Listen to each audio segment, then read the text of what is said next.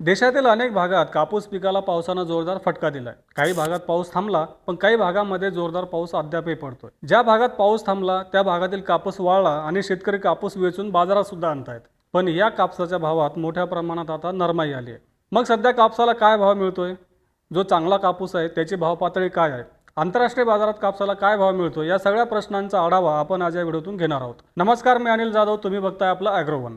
आता आपल्याला सांगण्याची गरज नाहीये की आपल्या कापसाची गुणवत्ता ही पावसामुळे कमी झाली। पाऊस ओला झाल्यानं पावसातला ओलावा जास्त आला, सरकीची क्वालिटी सुद्धा कमी झाली आणि कापसामध्ये काळी कचरा सुद्धा मोठ्या प्रमाणात येतोय। कापूस वाळल्यानं शेतकरी कापसाची वेचणी करतायत आणि हा कापूस आता बाजारात दाखल सुद्धा होतोय।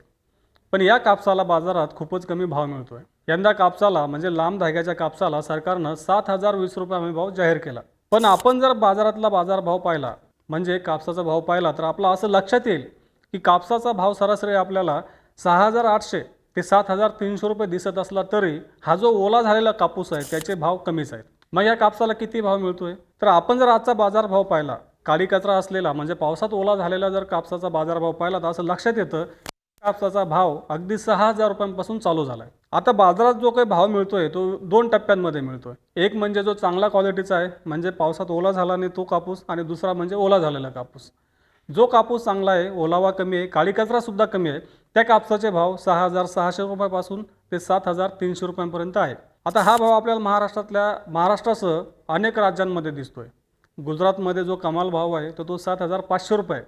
पण तो का मिळतो याची चर्चा आपण याआधीच्या व्हिडिओमध्ये केलेली आहे। तो म्हणजे तेथील जो काही एक व्हरायटी आहे शंकर 6 नावाची, त्या कापसाला मिळतो। त्याची गुणवत्ता जास्त असते, लांब धाग्याचा असतो।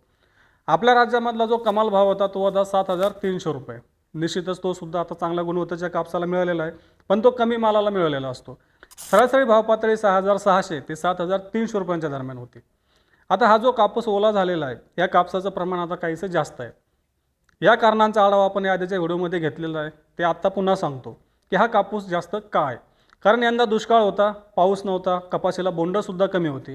त्यामुळे शेतकऱ्यांना असं वाटत होतं की पाऊस येणाऱ्या काळामध्ये सुद्धा येणार नाही, म्हणजे अवकाळी पाऊस होणार नाही। त्यातल्या त्यात जी काही बोंड फुटलेली होती, म्हणजे वेचणीला आलेला कापूस, हा वेचणीला आलेला कापूस पहिल्या टप्प्यात हा कमीच होता, म्हणजे मजूर सुद्धा परवडत नव्हती। मजूर जास्त मजुरी मागायचे आणि प्रति किलो वेचणीचा दर हा मजूर 14 रुपये ते 15 रुपये मागत होते। त्यामुळे शेतकऱ्यांना परवडत नव्हतं। परिणामी बहुतांश शेतकऱ्यांनी कापूस शेतातच ठेवला आणि जेव्हा जास्त कापूस फुटेल, वेचणीला येईल, तेव्हा कापूस वेचू असं शेतकऱ्यांनी ठरवलं होतं। आपण जर शेतकऱ्यांशी चर्चा केली तर हे आपल्याला कळेलच। त्यामुळे झालं असं की बहुतांश शेतांमध्ये कापूस फुटलेला होता, कपाशीचं शेत पांढरं शुभ्र दिसत होती।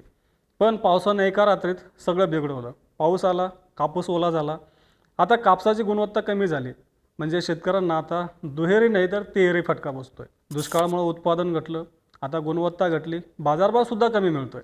मग या सगळ्या परिस्थितीमध्ये CCI सुद्धा आता खरेदीत उतरलं आहे।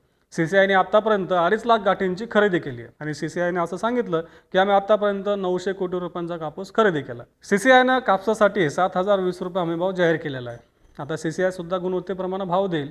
आता CCIची खरेदी जी झाली आहे ती आत्तापर्यंत तेलंगणामध्ये सर्वाधिक झाली, म्हणजे 1.5 लाख गाठींच्या पुढे पोहोचली।